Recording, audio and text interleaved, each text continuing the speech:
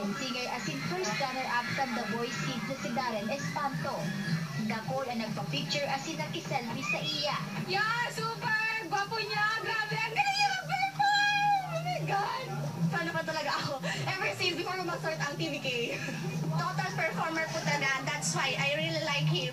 I like him. Madang 13 anyos na singer halit pang Manila. Opo, kasi sobrang bait niya, sobrang talented, sobrang galang. Mahal naman talaga namin siya.